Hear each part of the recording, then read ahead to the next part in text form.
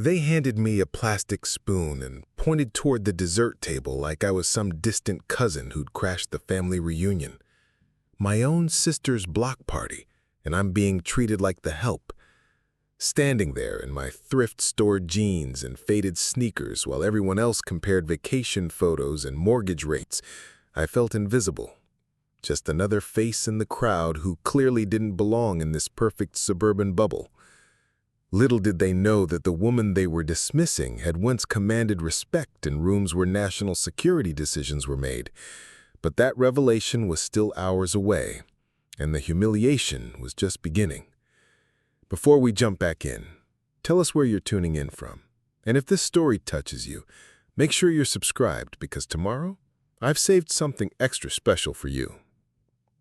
The invitation had arrived 3 weeks late, stuffed in my mailbox between overdue bills and grocery store flyers.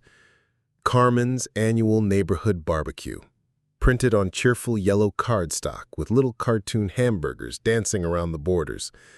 At the bottom, in her careful handwriting, she'd added, "Hope you can make it, Maria. It would mean a lot." Those last 4 words carried weight we both understood. It had been 8 months since we'd spoken, 8 months since our mother's funeral when harsh words were exchanged and bridges felt burned beyond repair. I almost didn't go. Saturday morning found me staring at the invitation taped to my refrigerator, debating whether facing my sister's suburban paradise was worth the inevitable awkwardness. My studio apartment felt safer, quieter, free from the judgment that seemed to follow me everywhere these days. But something about those 4 words kept pulling at me. Maybe it was time to try rebuilding what we'd lost, even if it meant enduring a few hours of small talk with people who saw me as Carmen's troubled sister, the one who never quite got her life together. The drive to Maplewood Heights took 45 minutes through traffic that moved like molasses. Carmen's neighborhood was the kind of place where lawns were manicured to golf course perfection, and every house looked like it belonged in a home improvement magazine. Tree-lined streets with names like Harmony Drive and Prosperity Lane, where the biggest crisis was usually a delayed garbage pickup or someone parking their boat trailer where the homeowners association could see it. As I pulled my 15-year-old Honda into the guest parking area, I felt the familiar weight of not belonging settling on my shoulders like an old, uncomfortable coat. The party was already in full swing when I walked up the driveway.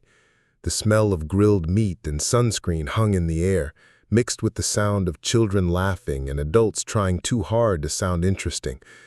Carmen had transformed her backyard into something that belonged in a lifestyle magazine, with string lights draped between the trees and color-coordinated table settings that probably cost more than my monthly grocery budget. I spotted her immediately, holding court near the pool, in a sundress that screamed expensive casual, her hair perfectly styled despite the humidity that was making mine curl in directions I couldn't control. She saw me approaching, and her smile flickered for just a moment, the way it does when you're genuinely happy to see someone, but also bracing for a potential disaster. We hugged, and for a second it felt like we were kids again, before life got complicated and choices created distance between us. But then she stepped back, and I could see her taking inventory, noting the discount store clothes and the way I tried to cover the stress lines around my eyes with makeup that didn't quite match my skin tone. "I'm so glad you came," she said, and I could tell she meant it, even if there was reservation in her voice. "Let me introduce you to everyone. They've been dying to meet my sister." The introductions that followed were a masterclass in polite dismissal. There was Jennifer from the corner house, who managed a dental practice and made sure everyone knew it. Brad and Michelle, who just returned from their 2nd European vacation this year. The Hendersons, who were renovating their kitchen for the 3rd time in 5 years because granite countertops were apparently so last decade. Each handshake came with a quick assessment, a mental filing system that placed me somewhere between Carmen's charity case and someone to be politely tolerated. When they asked what I did for work, I kept it simple. I'm between opportunities right now. It was easier than explaining that finding employment when your resume had a 15-year gap marked only by government service was nearly impossible. Easier than watching their eyes glaze over when they couldn't place me in their neat categories of suburban success.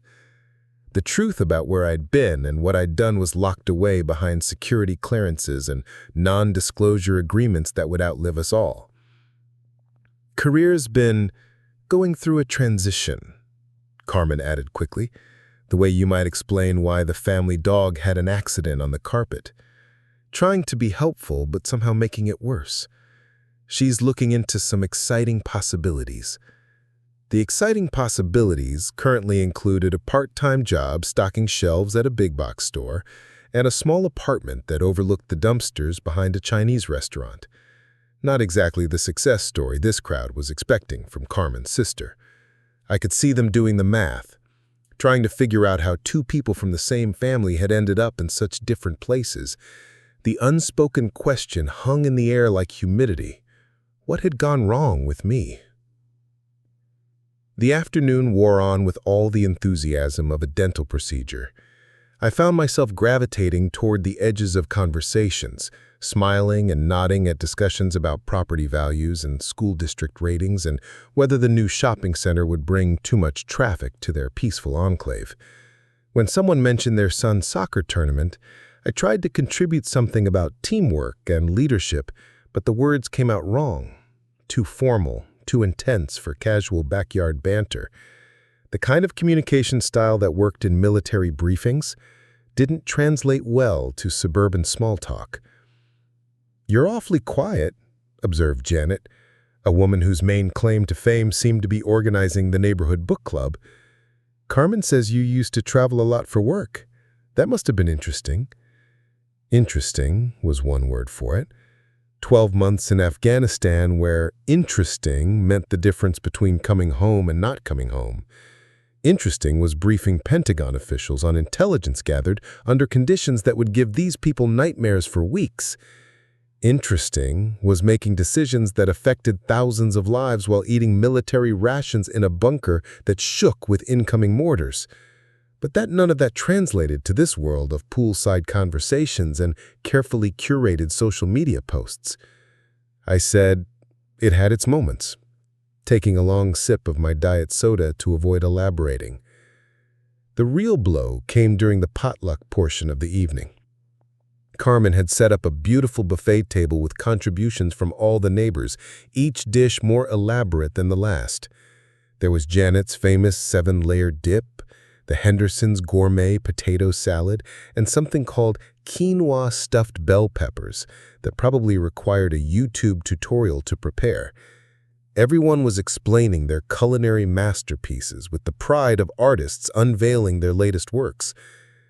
"What did you bring, Maria?" asked Jennifer, scanning the table as if taking inventory. I felt my cheeks burn. In the chaos of deciding whether to come at all, I'd forgotten that potlucks required actual contributions. "I was running late," I said, which was true but incomplete. The complete truth was that my cooking skills had atrophied during years of military meals and single-person dinners, and my budget didn't stretch to the kind of gourmet ingredients these dishes obviously required. I caught Carmen's eye across the table and I saw her own embarrassment, the way she was trying to smooth over the awkward moment without drawing more attention to it. My sister, who'd always been the responsible one, the achiever, the daughter who'd made all the right choices and ended up with the house and the husband and the life our parents had dreamed for both of us. "Maria's been going through a rough patch," she said quietly to Jennifer, thinking I couldn't hear, "since she got out of the service. It's been hard for her to adjust." The service. That's how she'd learned to refer to the years I'd been gone, the years that had shaped me into someone she didn't quite recognize anymore. It wasn't wrong, exactly, but it wasn't complete either. Like calling the Grand Canyon a hole in the ground or describing Beethoven's Ninth Symphony as some music. Technically accurate, but missing everything that mattered. As the sun began to set, the party moved into its evening phase. The children were called inside for baths and bedtime stories, and the adults settled into lawn chairs with beer and wine and conversations that grew more animated as inhibitions lowered. Someone suggested a game of charades, which I declined, and then someone else proposed sharing stories about their most embarrassing moments, which I also avoided. Every social ritual felt like a minefield, where the wrong step could reveal too much or too little, where my carefully constructed civilian persona might crack and show the person I'd been before. Preparing and narrating this story took us a lot of time, so if you are enjoying it, subscribe to our channel. It means a lot to us. Now back to the story. I remembered what it felt like to belong to something larger than myself, to know without question that my contribution mattered even if it could never be acknowledged.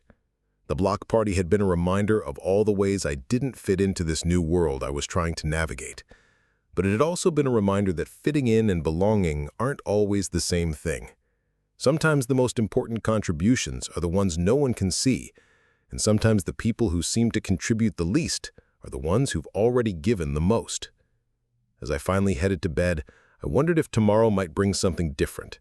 If somehow, somewhere, there might be recognition for the service that couldn't be discussed and appreciation for the sacrifices that couldn't be shared.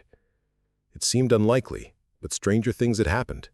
Sometimes the truth had a way of surfacing when you least expected it, and sometimes the people who dismissed you were forced to see you in an entirely different light. I had no way of knowing that within 24 hours, everything would change. That a simple community gathering would become the stage for a revelation that would transform not just how these people saw me, but how I saw myself. That the woman they'd treated as an inconvenience was about to be revealed as someone whose service had shaped their safe little world in ways they'd never imagined. But that recognition was still a day away, and tonight I was just Maria Rodriguez, Carmen's sister, the woman who'd shown up empty-handed to a potluck and left feeling smaller than when she'd arrived. Tomorrow would prove that sometimes the most powerful transformations begin with the deepest humiliations, and sometimes the people who seem to have nothing left to give are the ones who've already given everything. The next morning arrived with the kind of relentless sunshine that made everything look deceptively cheerful. I'd slept poorly, replaying conversations from the party and mentally cataloging all the ways I'd failed to meet suburban expectations. My coffee maker gurgled to life as I stared out the kitchen window at the parking lot below, watching early commuters hurry to their cars with purpose I envied. They all seemed to know exactly where they belonged and what they were supposed to be doing with their lives. My phone buzzed with a text from Carmen. "Thanks again for coming yesterday. Maybe we could grab lunch this week?" The message felt loaded with the kind of careful optimism people use when they're trying to rebuild something fragile. I typed back a non-committal response about checking my schedule, which was laughably empty but sounded better than admitting I had nowhere else to be. The morning stretched ahead with the usual collection of mundane tasks that filled my days. Job applications that would likely disappear into digital black holes. A grocery run with careful attention to sale prices and generic brands. Maybe a walk through the park if the heat became bearable later. The rhythm of civilian life that felt simultaneously too slow and overwhelming, like trying to find your footing after stepping off a moving train. I was halfway through updating my resume for the 15th time when my phone rang. The number wasn't familiar, but something about the formal tone of the voice on the other end made me sit up straighter. "Ms. Rodriguez, this is Captain Williams with the Metro Police Department. We have a situation developing in the Maplewood Heights area, and we could use your assistance." My first thought was that something had happened to Carmen. Car accident, break-in, some emergency that required family notification. "Is my sister all right?" I asked, already reaching for my keys. "Your sister is fine," Captain Williams assured me. "This is about the community event yesterday. We've received some concerning reports, and we need someone with your background to help us assess the situation." My background. The phrase hung in the air like a question mark. Very few people knew the details of my background, and none of them should have been talking to local police about block parties in suburban neighborhoods. "I'm not sure what you mean," I said carefully. "Ma'am, we know who you are. We know what you've done for this country, and right now, we need General Rodriguez to help us protect these people." The words hit me like cold water. General Rodriguez. A name I hadn't heard spoken aloud in years, a title that belonged to a different life in a different world. For a moment, I couldn't speak at all. Then the training kicked in, the automatic assessment of threat levels and security implications that had once been second nature. "How did you get this number?" I asked, my voice shifting into the tone I'd once used in command briefings, direct, authoritative, cutting through whatever games were being played. "We've been monitoring some communications traffic. Yesterday's gathering showed up on radar we monitor for potential security threats. When we ran background checks on all attendees, your name triggered some very interesting flags."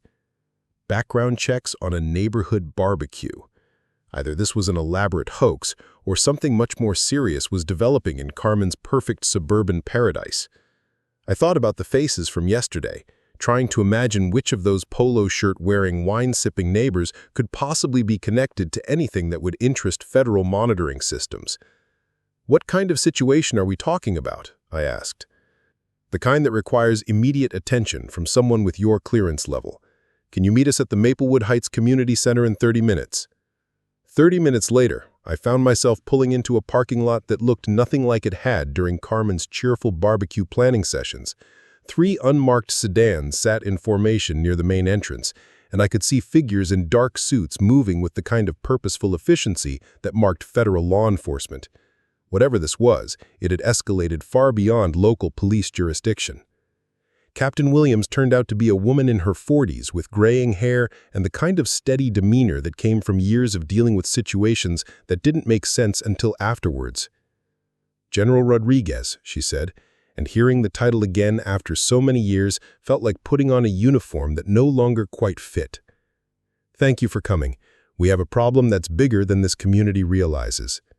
She led me through the community center's main hall, past bulletin boards covered with announcements about yoga classes and book clubs and senior citizen discount days. Everything looked aggressively normal, the kind of wholesome community space where the biggest controversy was usually disagreements about holiday decorations or noise complaints about teenage gatherings. 3 days ago, Captain Williams began as we walked, federal monitoring systems picked up encrypted communications originating from this area. The encryption was sophisticated, military-grade, the kind of thing that doesn't usually show up in suburban neighborhoods. When we traced the source, it led to yesterday's block party. The transformation was jarring, watching this peaceful community space being converted into what looked like a temporary command center. One of the men looked up as we entered, his expression shifting to something approaching reverence when Captain Williams introduced me. "Agent Chen, FBI Cybersecurity Division," he said, extending his hand. "It's an honor, General. I've read about your work with Task Force 7 in the intelligence briefings." Task Force 7. Another name from another life. A unit that officially didn't exist and had never conducted operations in countries where American forces weren't supposed to be. The fact that Agent Chen knew about it meant this situation had escalated to levels that made my chest tighten with familiar tension. "What exactly did you intercept?" I asked, settling into the kind of focused analysis mode that had once been my primary operating frequency. Agent Chen opened his laptop and pulled up a series of audio files, each marked with timestamps from yesterday afternoon. "Listen to this," he said, clicking on the first file. "Recorded at 14:30 hours, during the peak of your sister's gathering."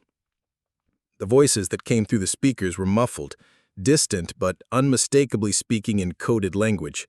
Not the amateur encryption of wannabe conspirators, but the sophisticated communication protocols used by people who understood operational security. References to packages and delivery schedules, and asset positioning that could have been innocent business talk, but carried undertones that made my trained ear alert. "The speakers?" I asked.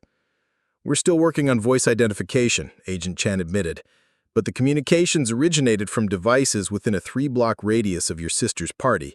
Someone at that gathering, or very close to it, was coordinating something that has federal agencies very concerned." The second audio file was shorter but more explicit. References to Saturday's reconnaissance and civilian cover, and something about Phase 2 implementation that sent cold recognition down my spine. This wasn't random criminal activity or domestic terrorism planning. This was organized, professional, the kind of operation that required training and resources and connections to networks I'd spent years fighting against. "How many people attended yesterday's party?" I asked, mentally cataloging every face I could remember, every conversation I'd overheard or participated in. According to your sister's guest list, 43 adults and 26 children, Captain Williams said. We've run preliminary background checks on everyone, but most of these people are exactly what they appear to be, suburban professionals with clean records and boring social media profiles. Most of them. The qualifier hung in the air like a warning flag. In my experience, most wasn't good enough when national security was potentially at stake. It only took one person with hidden motivations to compromise an entire operation or community. Show me the exceptions, I said. Agent Chen pulled up a different screen, displaying a grid of photos that looked like a yearbook page for Carmen's neighborhood. Red circles marked 5 faces, including one that made my stomach drop with recognition. Brad Henley, the friendly guy with the European vacation stories and the expensive wine collection. The one who'd been most interested in everyone's community contributions and had suggested the sharing circle that had left me feeling so exposed. Brad Henley, Agent Chen said, confirming my identification. Moved to the neighborhood 8 months ago. Claims to work in international consulting, which sounds legitimate until you dig deeper. His employment history has some interesting gaps, and his travel patterns don't match someone in legitimate business consulting. 8 months ago. Right around the time I'd started appearing occasionally at community events, with Carmen, trying to rebuild our relationship and establish some kind of civilian identity. The timing felt too convenient to be coincidental. What kind of gaps? I asked, though I was beginning to suspect I already knew the answer. 3 years unaccounted for between 2018 and 2021. No tax records, no credit card activity, no digital footprint at all. Then suddenly he resurfaces with a perfect credit score, expensive house purchase, and a backstory that checks out if you don't look too closely. 3 years off the grid followed by a perfectly reconstructed civilian identity. I'd seen this pattern before in briefings about deep cover operatives and sleeper agents who'd been positioned in strategic locations for long-term intelligence gathering, the kind of people who became model neighbors and community members while serving entirely different masters. The other 4, I asked, though my focus was still on Brad Henley and the implications of having a potential foreign operative living 3 houses down from my sister. The other flagged individuals were less concerning but still worth monitoring. A new resident who'd moved from overseas, someone with financial irregularities that could indicate funding from unusual sources, and 2 people whose social media presence seemed too curated to be genuine. Any one of them could be innocent, but taken together, they suggested a level of infiltration that made my military instincts scream warnings. General, Captain Williams said, we need someone with your experience to help us understand what we're dealing with. These people trust you, or at least they know you. You could get close to them in ways our agents can't. Get close to them. Go undercover in my own sister's neighborhood, pretending to be the harmless unemployed veteran, while actually conducting surveillance on people who dismissed me as a charity case less than 24 hours ago. The irony was almost overwhelming. You want me to spy on my sister's friends, I said flatly. We want you to help us determine if your sister's friends pose a threat to national security.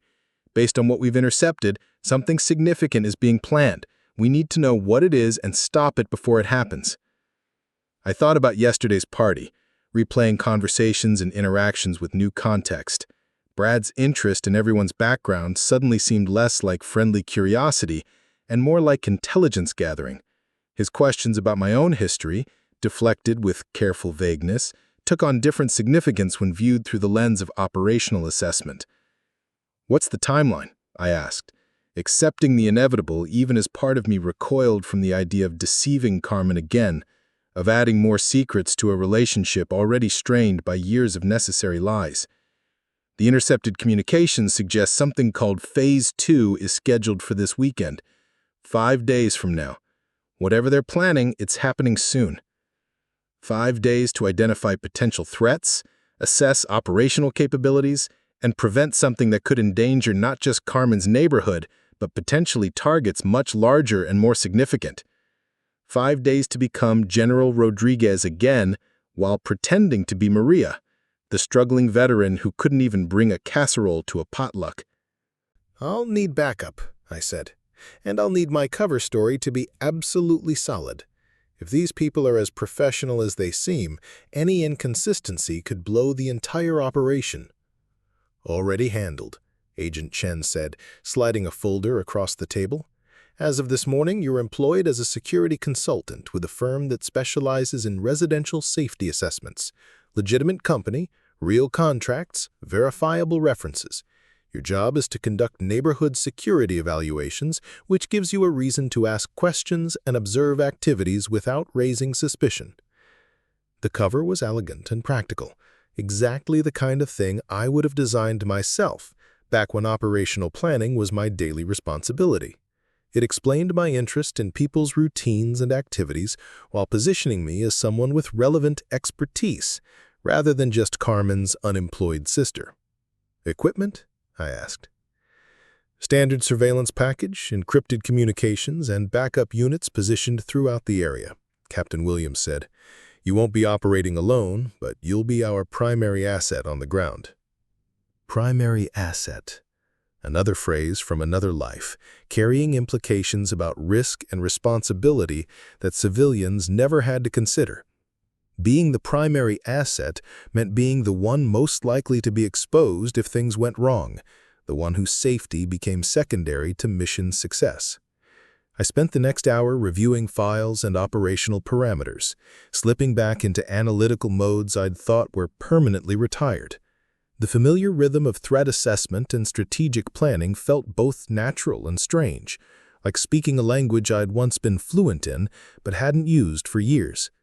By the time we finished, the sun was high, and the community center's parking lot was beginning to fill with legitimate community members arriving for legitimate community activities. "General," Captain Williams said as we prepared to leave, "I want you to know that this isn't a decision we made lightly. Bringing you back into operations, asking you to risk your cover and your relationship with your sister. But the intelligence suggests something significant enough that we need someone with your particular skills and access." Something significant enough. In the intelligence community, that phrase usually meant casualties measured in hundreds or thousands rather than dozens. It meant infrastructure damage or political implications or security breaches that could affect international stability. Whatever Brad Henley and his potential accomplices were planning, it went far beyond neighborhood mischief or even domestic terrorism. Driving home from the community center, I felt the familiar weight of operational responsibility settling on my shoulders like an old, heavy coat. The quiet civilian life I'd been trying to build was about to be set aside once again for duty and service that couldn't be acknowledged or appreciated by the people it protected.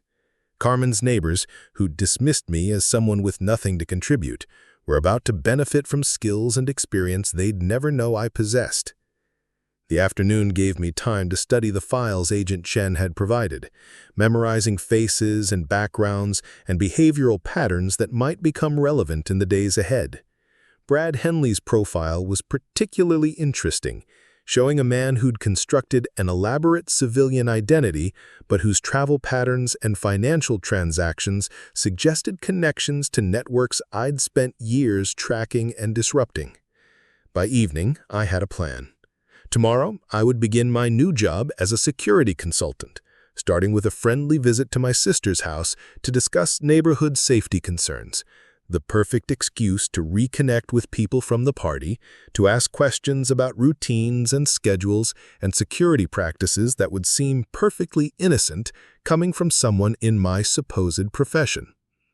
Carmen would be confused by my sudden employment and probably suspicious of the timing, but I can handle her questions with enough truth mixed with misdirection to maintain operational security. The neighbors who'd pitied me for my empty contribution to community life were about to discover that I had more to offer than they'd ever imagined. As I prepared for another sleepless night of operational planning, I reflected on the strange circular nature of my situation. Yesterday, I'd felt like an outsider trying unsuccessfully to fit into a world where I didn't belong. Tomorrow, I would be exactly where I belonged, doing what I'd been trained to do, protecting people who would never know they needed protection. The woman they'd dismissed as having nothing to contribute was about to save their comfortable suburban lives, and they would never know it happened.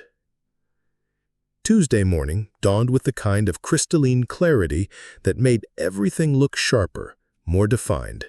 I stood in front of my bathroom mirror adjusting the collar of a blazer I'd purchased online the night before, transforming myself from unemployed veteran to professional security consultant.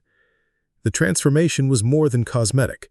Years of operational training had taught me that identity was largely performance, and today I needed to perform competence, authority, and just enough mystery to make my questions seem routine rather than investigative. Carmen answered her door with surprise that shifted quickly to curiosity. "Maria, what are you doing here so early? And you look—" She paused, taking in the professional attire and confident posture. "Different." "I got a job," I said, letting genuine relief color my voice. "Security consulting. My first assignment is actually in your neighborhood, so I thought I'd start by talking to you about any safety concerns you might have noticed." The lie felt heavy on my tongue, but it was wrapped around enough truth to make it digestible. I did have a job, even if it was temporary and federally funded. I was conducting security assessments, even if the threats I was evaluating weren't the kind Carmen would expect from a residential consultation. She invited me in, and we sat at her kitchen table with coffee and pastries that probably cost more than my usual weekly grocery budget. Through the window, I could see her neighbors beginning their morning routines, and I mentally cataloged each movement, each departure time, each pattern that might become relevant in the hours ahead. Security concerns? I mean, Mrs. Patterson had her garden gnome stolen last month, and someone's been leaving their dog waste on the sidewalk without cleaning it up, but nothing really serious. Garden gnomes and dog waste. The mundane problems of a community blissfully unaware that federal agencies were monitoring their communications and tracking potential threats among their weekend barbecue companions.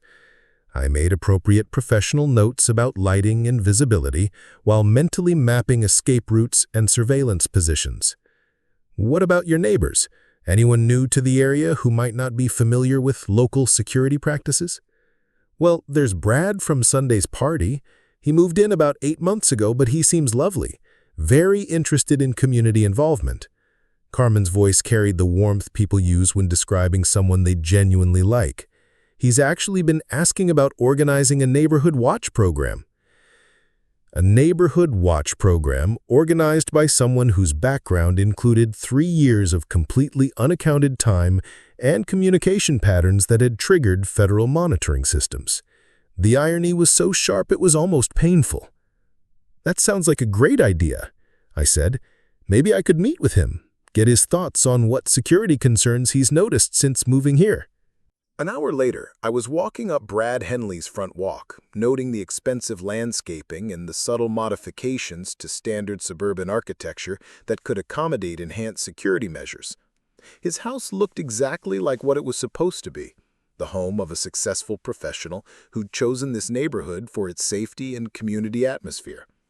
Brad answered the door with the same friendly enthusiasm he'd shown at the party, but I was watching him differently now. The way his eyes quickly assessed my appearance and demeanor before settling into welcoming mode. The slight pause before his smile, as if he was accessing the appropriate social protocol for this interaction. Details that would seem like normal social behavior to most people, but read as operational caution to someone trained to recognize it. "Maria, what a pleasant surprise. Carmen mentioned you were dealing with some career transitions. How are you settling in?" Settling in. An interesting phrase choice from someone who'd supposedly been living here for 8 months. Most people would ask how I was doing or what brought me by, but settling in suggested he knew more about my personal situation than casual neighborhood acquaintance would explain. "Actually, things are looking up," I said, handing him a business card that Agent Chen's people had produced overnight. "I just started working with Meridian Security Consultants, and we've been contracted to do residential safety assessments in this area. Carmen thought you might be interested in discussing some community security initiatives."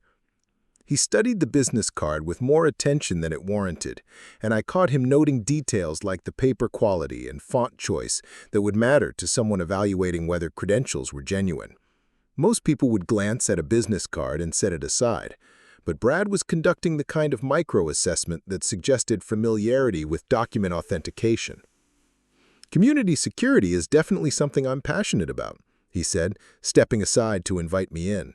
"Please, come in. I'd love to hear about your assessment process." His living room was a masterpiece of studied casualness. Expensive furniture arranged to look comfortable rather than impressive. Family photos that looked authentic but could have been purchased from any stock photography site. And bookshelves filled with the kind of titles that suggested broad intellectual interests without revealing any specific expertise. Everything was perfectly appropriate and completely generic, the kind of space designed to create an impression of normalcy without providing any real insight into the person who lived there. "Can I offer you something to drink?" he asked. "Coffee, water, something stronger?" "Coffee would be great," I said, accepting the opportunity to extend our conversation and observe his behavior in a more relaxed setting. While he prepared coffee in a kitchen that looked like it belonged in a home improvement magazine, I studied the photographs on his mantelpiece. Travel shots from locations that could have been vacation destinations or operational assignments. Family pictures that included faces I didn't recognize in poses that looked slightly too perfect, as if they'd been professionally staged rather than captured during genuine family moments. "You mentioned you work in international consulting," I said, when he returned with coffee that was significantly better than anything I'd been drinking lately. "That must involve quite a bit of travel." "It does," he agreed, "though I try to keep it manageable now that I've found such a wonderful community here. There's something to be said for stability, for putting down roots somewhere you feel genuinely connected to the people around you." Putting down roots, feeling connected to people. The language was textbook cover story development, designed to sound personal and authentic while revealing nothing about actual motivations or affiliations. I'd used similar phrases myself when establishing civilian identities in foreign countries. "What kind of consulting do you do specifically?" I asked, maintaining the tone of professional curiosity rather than interrogation. "Risk assessment for companies expanding into emerging markets, helping them understand political stability, regulatory environments, cultural factors that could affect business operations. It's fascinating work, really, getting to see how different societies organize themselves and respond to change." Risk assessment, political stability, cultural factors.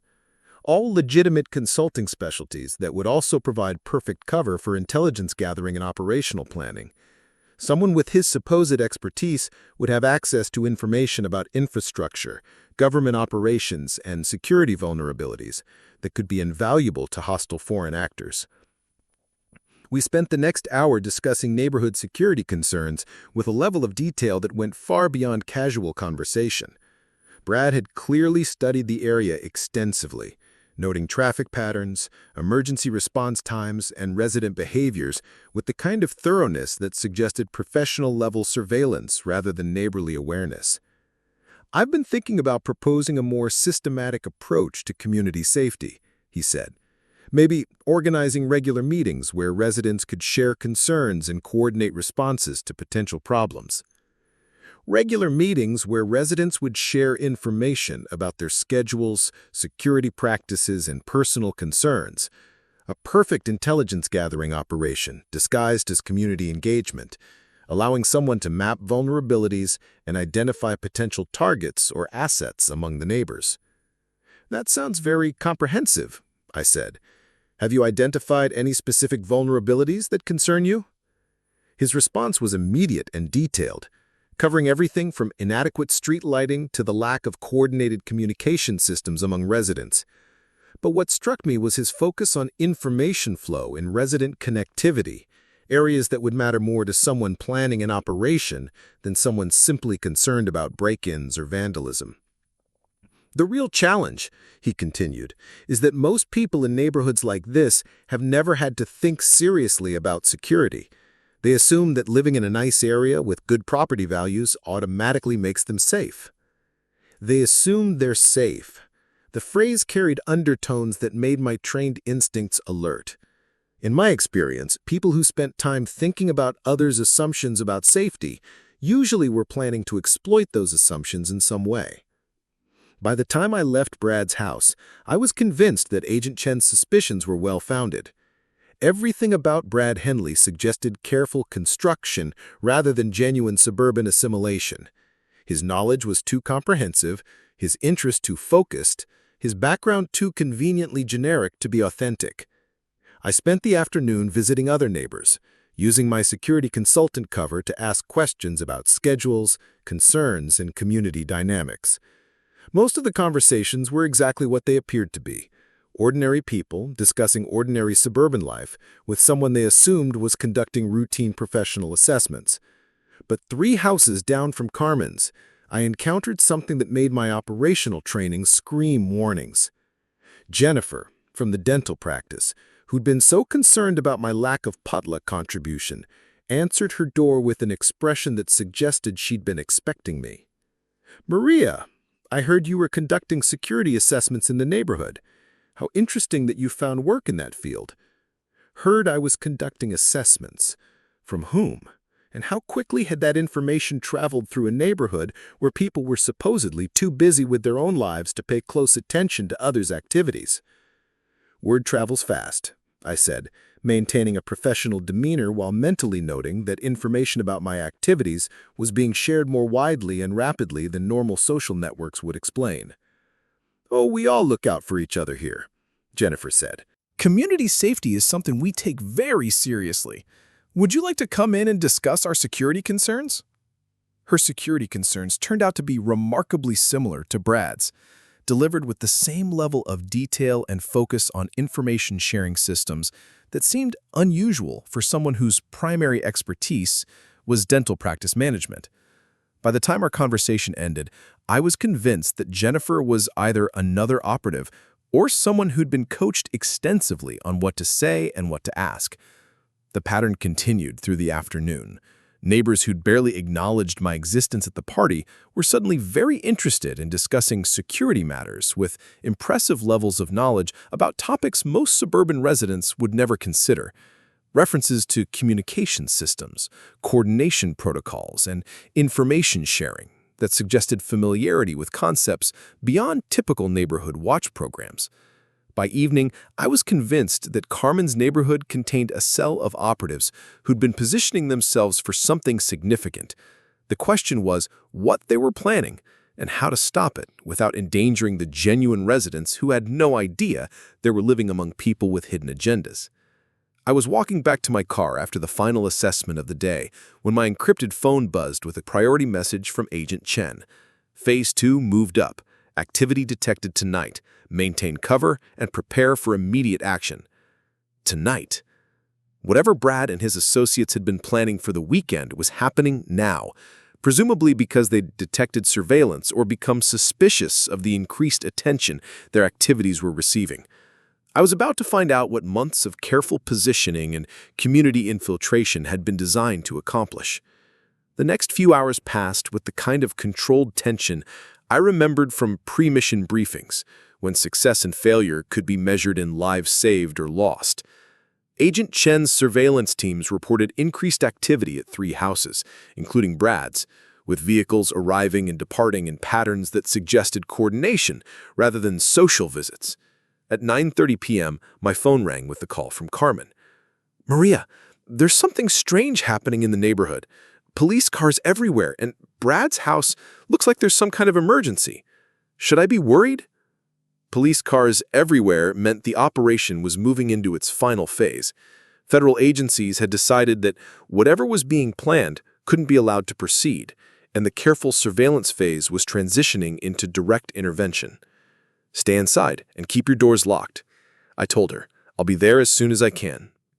20 minutes later, I was driving through Carmen's neighborhood as federal agents conducted simultaneous raids on 4 houses. The quiet suburban streets were filled with vehicles and personnel conducting the kind of operation that usually happen in places far from peaceful residential areas. Neighbors stood in their doorways and driveways, watching their Saturday barbecue companions being led away in handcuffs. I parked at Carmen's house and found her standing in her front yard with a dozen other neighbors, all watching the coordinated law enforcement activity with expressions ranging from shock to confusion to fear. The community that had seemed so safe and predictable 12 hours earlier was being revealed as something entirely different. "I don't understand what's happening," Carmen said when she saw me approaching. "These are our neighbors. Brad organized the book club fundraiser. Jennifer coordinates the food drive. What could they have possibly done?" Before I could answer, a familiar voice called my name from across the street. Captain Williams was walking towards us, her expression mixing professional satisfaction with obvious respect. In her hand was a folder that I suspected contained information that would finally explain everything to the people who'd been living unknowingly among trained operatives. "General Rodriguez," she said clearly, her voice carrying across the gathered crowd of neighbors. "Thank you for your service to this community and to your country." General Rodriguez. The title hung in the air like a revelation that changed everything everyone thought they knew about who I was and what I represented. The woman they dismissed as having nothing to contribute was being publicly acknowledged as someone whose service had protected them in ways they were only beginning to understand. The silence that followed was different from any quiet I'd experienced in civilian life. It was the sound of assumptions being shattered and perceptions being completely reconstructed. Carmen stared at me with an expression that mixed shock with dawning recognition, as if pieces of a puzzle she'd never known existed were suddenly falling into place. "General?" she whispered. "General Maria Rodriguez," Captain Williams continued, addressing the gathered crowd with the kind of formal respect usually reserved for official ceremonies. "Former commanding officer of Joint Task Force 7, recipient of the Distinguished Service Medal, and the person whose intelligence work over the past 72 hours prevented a coordinated terrorist attack on federal infrastructure." Terrorist attack, federal infrastructure. The words landed among Carmen's neighbors like grenades, exploding their understanding of what had been happening in their quiet, suburban community. The people they'd known as friendly neighbors had been planning something that could have affected thousands of lives. The individuals we've apprehended tonight were part of a foreign intelligence network that had been using this neighborhood as a base of operations for planning attacks on critical infrastructure targets. They've been gathering intelligence and positioning assets for over a year. Brad Henley, who'd been so interested in community security and coordination, was led past me in handcuffs, his friendly, suburban facade replaced by the cold professionalism of someone whose cover had been blown. He looked directly at me as he passed, and for the first time since I'd met him, his expression showed genuine recognition of who I really was. General Rodriguez identified the threat and worked with federal agencies to monitor and ultimately prevent an operation that could have affected power grids and transportation systems across 3 states. Her service to this community and to this country exemplifies the kind of quiet heroism that protects American lives every day. The neighbors who'd pitied me for my empty contribution to community life were learning that my contribution had been protecting their lives and the lives of thousands of others. The woman who couldn't afford to bring a casserole to their potluck had brought skills and experience that had quite literally saved their comfortable suburban existence. Carmen was crying now, tears streaming down her face as she finally understood the weight of secrets I'd been carrying, and the reasons behind years of careful distance and necessary lies. "All this time," she said, I thought you were struggling to find your place." "I was," I answered honestly. "But sometimes finding your place means serving in ways people can't see or understand."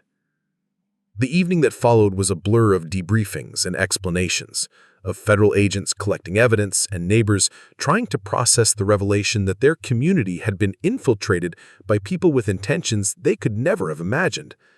The block party that had seemed so ordinary suburban gathering had been an intelligence operation disguised as social networking. Jennifer from the dental practice, it turned out, had been using her position to gather information about federal employees who lived in surrounding areas. The Hendersons' kitchen renovations had involved installing communication equipment for coordinating with handlers in other states. Even some of the children's activities had been designed to map routines and identify vulnerabilities in local infrastructure. As the federal vehicles finally departed and the neighborhood began settling into an uneasy quiet, I found myself standing in Carmen's driveway with my sister and a small group of neighbors who were still trying to process everything they'd learned. "I owe you an apology," said Janet from the book club, the woman who'd been so concerned about my lack of community contribution. "We all do. We had no idea who you were or what you'd sacrificed for this country." "You weren't supposed to know," I said. "That was the point." The conversation that followed was unlike any I'd had since leaving active duty. For the first time in years, I found myself among people who understood, at least partially, the nature of the service I'd provided and the personal costs that came with it. Not because they'd served themselves, but because they just witnessed firsthand what could happen when people like me weren't quietly doing our jobs. "All those times I worried about you," Carmen said as we finally walked back toward her house. "All those times I thought you were lost or struggling or couldn't find your way. You were protecting people. You were protecting me." "I was protecting everyone," I said. "That's what we do. That's what we've always done." Standing in Carmen's kitchen as the last of the federal agents finished their work, I realized that something fundamental had shifted in my relationship with this community and with my sister. The woman they'd seen as having nothing to contribute had been revealed as someone whose contributions were measured in lives saved and disasters prevented, rather than casseroles brought or volunteer hours logged. The recognition felt different from military commendations or classified briefings, where service was acknowledged among people who understood its significance. This was recognition from the people whose lives had been directly affected by decisions I'd made and risks I'd taken. People who would return to their comfortable suburban routines tomorrow morning because someone they'd dismissed as unsuccessful had been quietly ensuring their safety. Tomorrow would bring new challenges, new questions about how to balance the civilian life I was still learning to navigate with the reality that people like me were always on call for situations that required our particular expertise. But tonight, for the first time since leaving active duty, I felt like I belonged exactly where I was. The woman who'd shown up empty-handed to a neighborhood potluck had brought something more valuable than any casserole: the skills and experience to protect the people who judged her for not contributing enough. Sometimes, the most important contributions are the ones that can never be measured in volunteer hours or fundraising totals. Sometimes saving the world looks like a quiet woman in thrift store clothes who nobody thinks to take seriously. And sometimes, when duty calls in the middle of a suburban neighborhood, the people who need protecting finally understand that heroes don't always look like what they expect. Sometimes they look exactly like the person everyone walks past without a second glance, carrying their service like a private burden rather than a public badge, waiting patiently for the moment when quiet strength becomes exactly what the world needs most.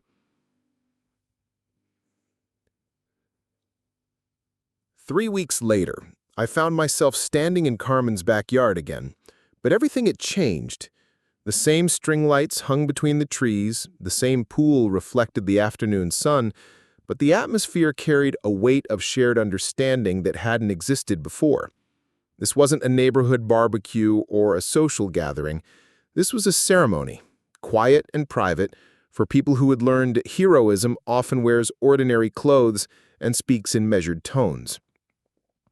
Captain Williams had suggested the gathering, not as a media event or public recognition ceremony, but as a way for the community to process what had happened and acknowledge what had been prevented. The mayor had offered City Hall, the police department had volunteered their conference room, but I had requested Carmen's backyard. Some conversations needed to happen in familiar spaces, among people who were trying to rebuild trust and understanding after discovering that their assumptions about safety and community safety had been built on foundations more fragile than they'd ever imagined.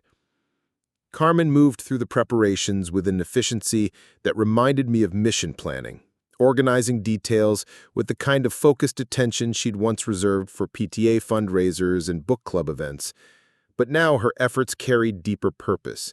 She was creating space for a conversation that might help heal the fractures that had opened when her neighbors learned that the woman they'd dismissed as unsuccessful had been the one standing between them and catastrophe.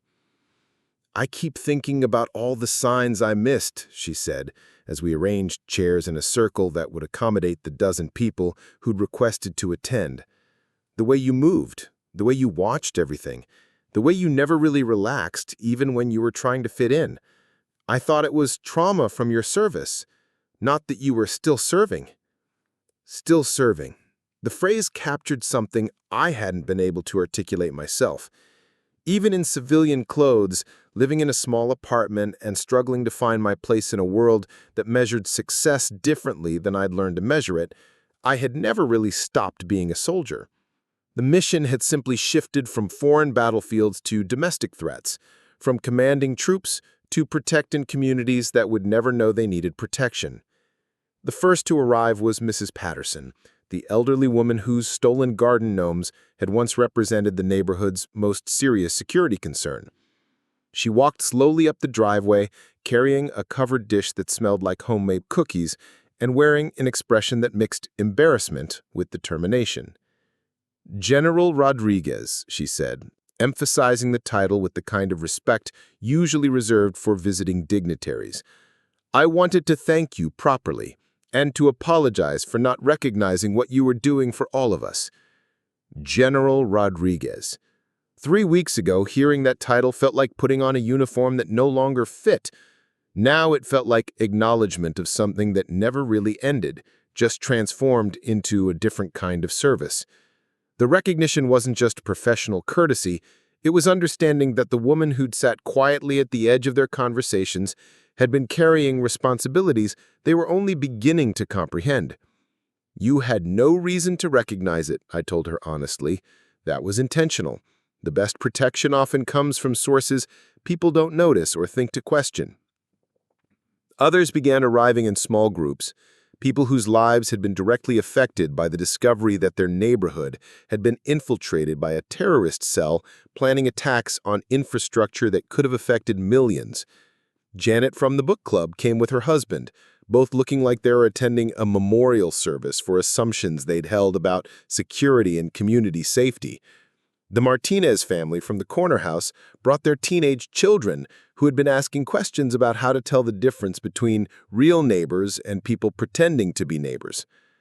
Agent Shen arrived precisely on time, carrying a briefing folder that contained information about the scope of what had been prevented and the ongoing investigation into networks that had been using suburban communities as operational bases. His presence transformed the gathering from neighborhood conversation to official acknowledgement of service that had national security implications. "Before we begin," Agent Chen said, addressing the small group with the formality appropriate to classified briefings, "I want to ensure everyone understands that much of what we'll discuss today remains sensitive. The operation we disrupted was part of a larger network, and ongoing investigations require discretion about specific details." The briefing that followed was unlike anything these suburban residents had ever experienced. Agent Chen explained, in language carefully calibrated for civilian understanding, how foreign intelligence services had been positioning assets in American communities for years, gathering information and preparing for coordinated attacks on infrastructure targets that could have paralyzed entire regions. "The cell operating in your neighborhood had been collecting data on power grid vulnerabilities, transportation bottlenecks, and emergency response capabilities," he said. "They were positioned to execute simultaneous attacks that could have affected electrical service, communication networks, and transportation systems across 3 states. 3 states. Millions of people whose lights might not have come on, whose phones might not have worked, whose ability to travel or receive emergency services might have been compromised because a group of foreign operatives had spent months posing as friendly neighbors while mapping vulnerabilities and planning destruction." General Rodriguez's identification of the threat and her cooperation with federal agencies prevented what could have been one of the most successful foreign intelligence operations on American soil. Her service to this community and to the country exemplifies the kind of vigilance that protects American lives every day. Carmen had been quiet throughout the briefing, but now she stood with the kind of determined resolve I recognized from our childhood when she decided to confront something difficult but necessary. "I need to say something," she announced, "to my sister and to all of you who were at that barbecue 3 weeks ago." The silence that followed felt heavy with the weight of words that needed to be spoken but hadn't yet found their way into the light.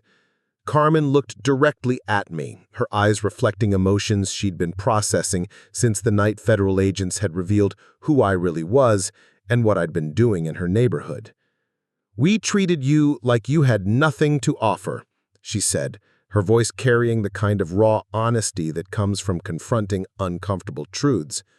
"We measured your worth by potluck contributions and volunteer hours and employment status, never imagining that the person we pitied for not contributing was actually the one ensuring we'd be safe enough to have those conversations at all."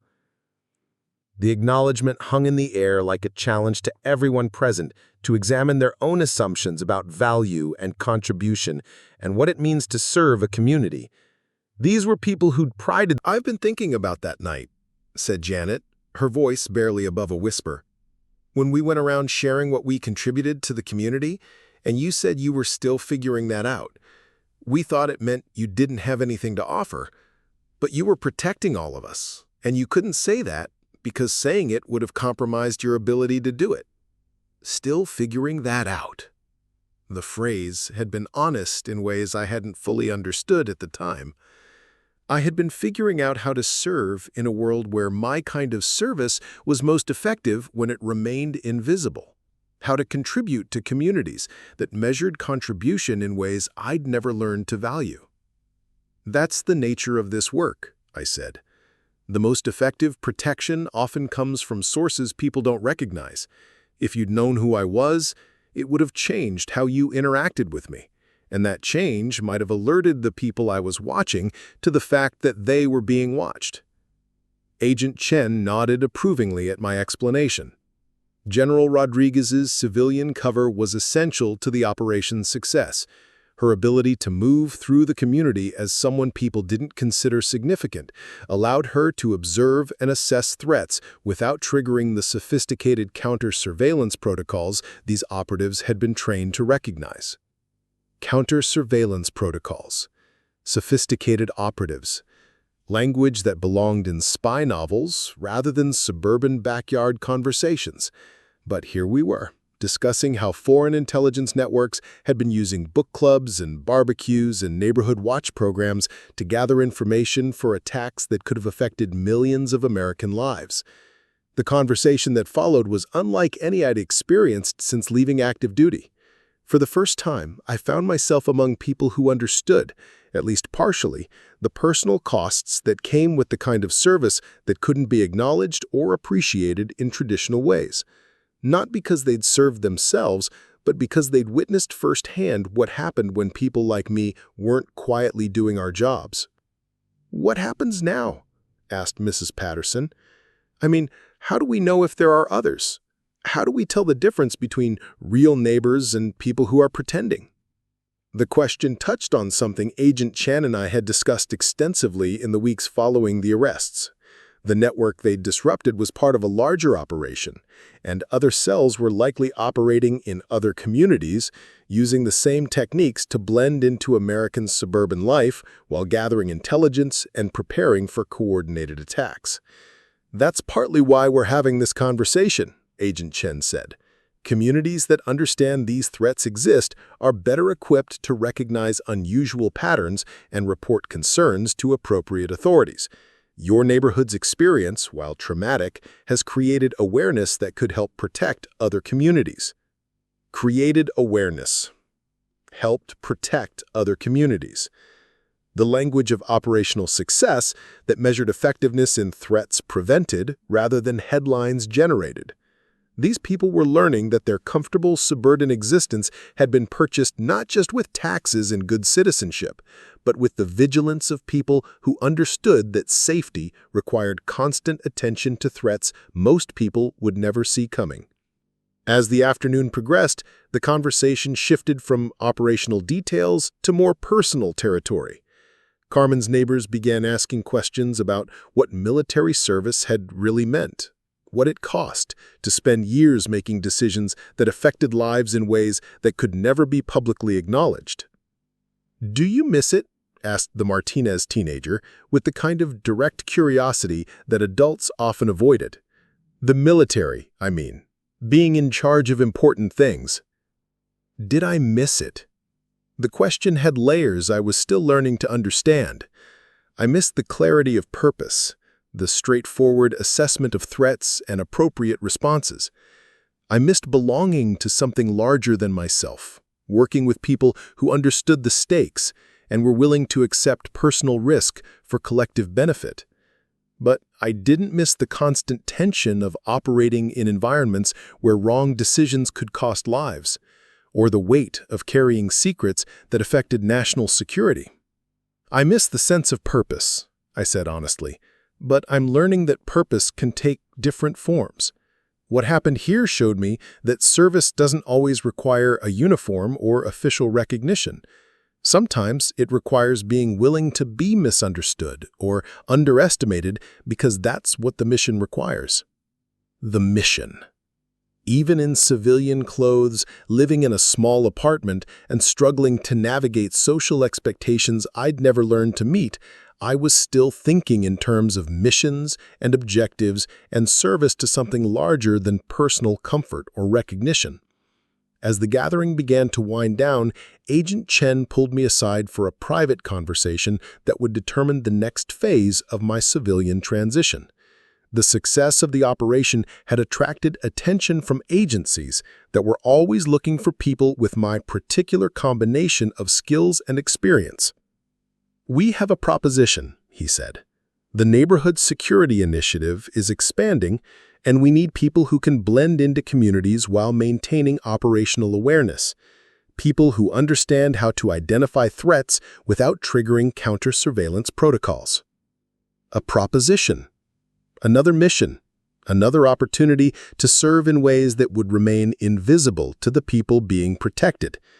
The offer was attractive for reasons that went beyond financial security or professional recognition.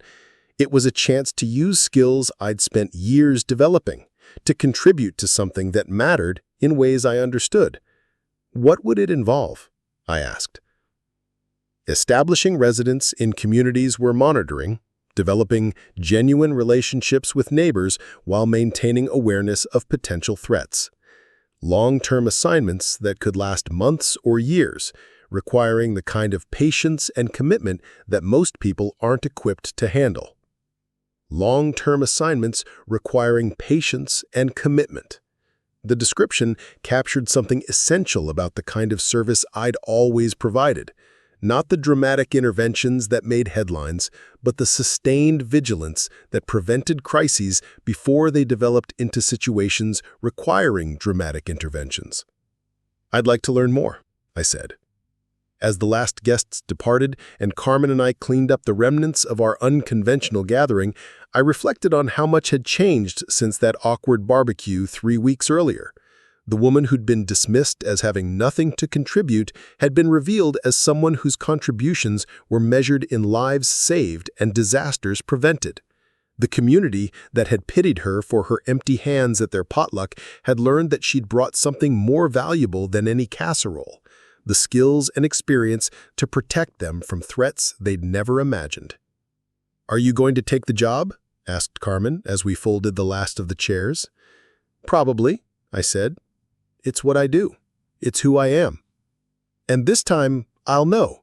I won't understand everything you're doing or why you're doing it, but I'll know that when you seem like you're struggling to fit in, you're actually making sure the rest of us are safe enough to worry about ordinary things."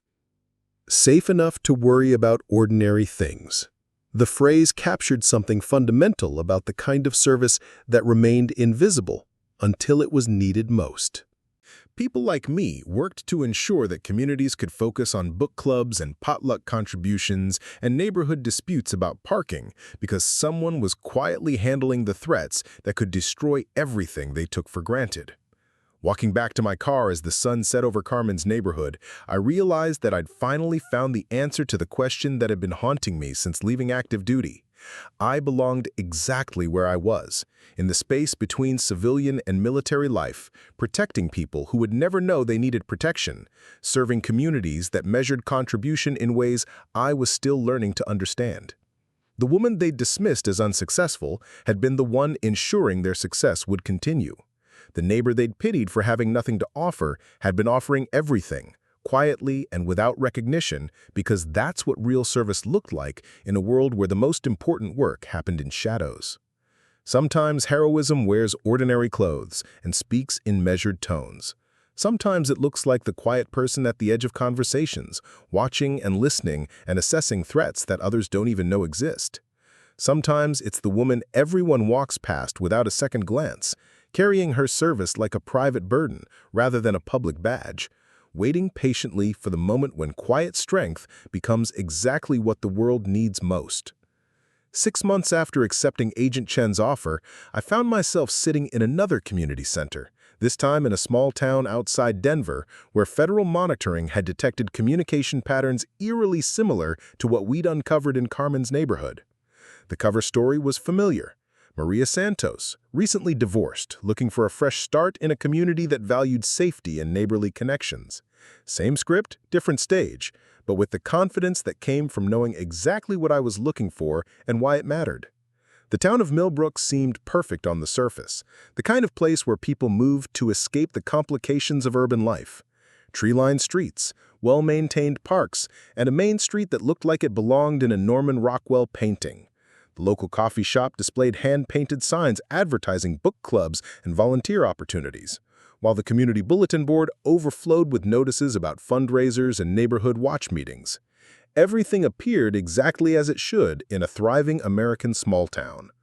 But I'd learned to look beyond surfaces, to recognize the subtle indicators that suggested something more complex was developing beneath the veneer of ordinary civic life. The patterns Agent Chen's team had identified weren't obvious to casual observation, but they followed rhythms I now understood. New residents arriving with perfectly constructed backgrounds that felt just slightly too polished. Community leaders whose enthusiasm for information sharing seemed more systematic than social. Meeting schedules that aligned with significant dates in ways that could be coincidental, but probably weren't. My new apartment overlooked the town square, giving me clear sightlines to the various gathering places where residents conducted their daily business. The setup was deliberate, chosen for operational advantages rather than comfort or convenience. From my kitchen window, I could observe foot traffic patterns around the post office and bank. The living room provided views of the community center, where most social activities were organized. Even the bedroom window offered strategic perspective on the parking areas where vehicles arrived and departed according to schedules I was learning to map out. The integration process was smoother this time, partially because I understood the performance requirements better, and partially because Millbrook's residents seemed more genuinely welcoming than Carmen's suburban neighbors had been. Within 2 weeks, I'd been invited to join the gardening club, volunteer at the local food bank, and participate in a neighborhood improvement committee that was planning updates to the community playground. Normal civic engagement that provided perfect cover for the kind of observation and assessment my real mission required. The gardening club meetings revealed more than expected about community dynamics and information flow. Sarah Henderson, the group's organizer, had an impressive knowledge of everyone's personal schedules and family circumstances, delivered with the kind of caring attention that made it seem like natural neighborly interest.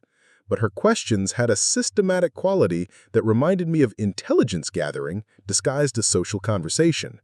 Who worked where? What hours? Which families traveled frequently? Whose homes were empty during specific time periods? "You seem to have such a good handle on everyone's routines," I mentioned during my third meeting while we planned a group project for the community garden. "It must be helpful for coordinating activities." "Oh, I just like to make sure everyone feels included," Sarah replied. But her smile didn't quite reach her eyes. "Community building requires understanding how people's lives fit together, don't you think?" understanding how people's lives fit together. The phrase could have been innocent community organizing philosophy, but it carried undertones that activated every alert system my training had developed. People who spent time analyzing how lives fit together were usually doing so for reasons that went beyond social inclusion. The volunteer work at the food bank provided access to information about family circumstances, financial situations, and personal vulnerabilities that would be valuable to anyone conducting systematic assessment of community members. The volunteer coordinator, a friendly man named David Torres, who'd moved to Millbrook 6 months earlier, had an unusual interest in the demographic data collected during client intake processes. "It's fascinating how different families adapt to economic challenges," he mentioned, while we sorted donated clothing. "The patterns tell you so much about resilience in support systems." Patterns that tell you about resilience and support systems. Another phrase that could be innocent social work observation, but felt more like operational analysis. Someone mapping community vulnerabilities would be very interested in understanding which families were struggling financially, which individuals lacked strong support networks, and which households might be susceptible to recruitment or manipulation. The Neighborhood Improvement Committee meetings confirmed my growing suspicions that Millbrook's civic engagement masked something more systematic than typical small-time volunteerism. The committee's focus on communication infrastructure, emergency preparedness, and community coordination protocols went far beyond playground equipment and street lighting. These were people thinking strategically about information flow, response capabilities, and population management in ways that suggested familiarity with concepts most suburban volunteers wouldn't consider. "We should really establish better communication networks between households," suggested committee member Jennifer Walsh during our discussion of emergency preparedness. "Something that would allow rapid coordination if we ever faced a serious crisis." Rapid coordination during serious crises, communication networks between households.